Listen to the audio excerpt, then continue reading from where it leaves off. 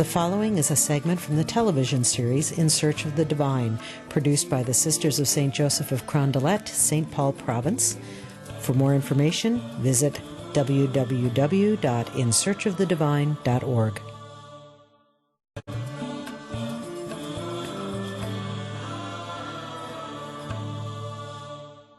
Kate Holmberg, a sister of St. Joseph of Carondelet, teaches English as a second language, but she also paints icons.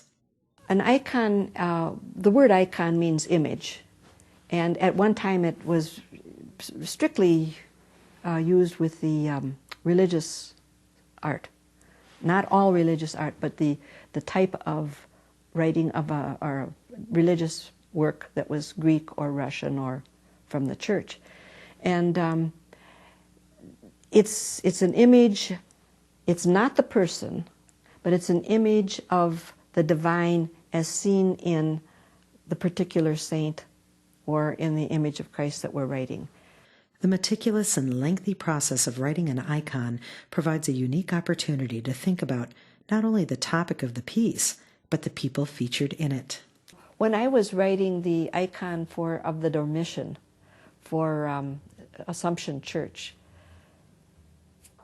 if I would be painting, now there were some of the apostles in the picture that I definitely could name. Well, first of all, the icons of that Dormition over the centuries, you can always pick out Peter and Paul and John and probably Thomas, because he also was a young person.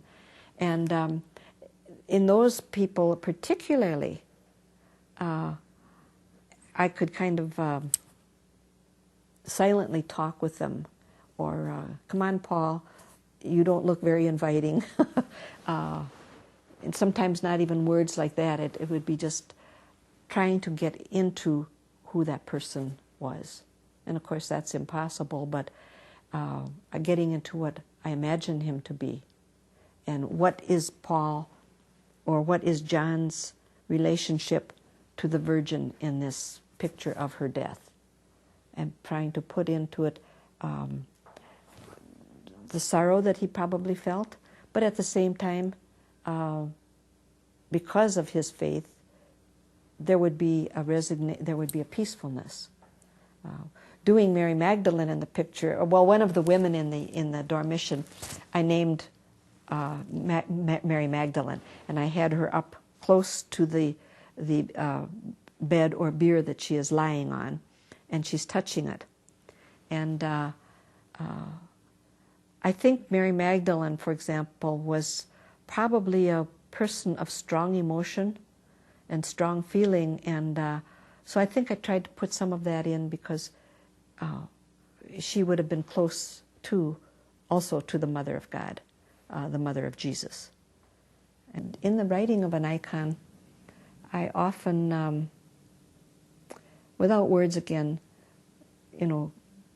talk to the person whose image I am writing, or concentrate on the person that I'm writing the icon for, that I want this icon to be some sort of instrument for them.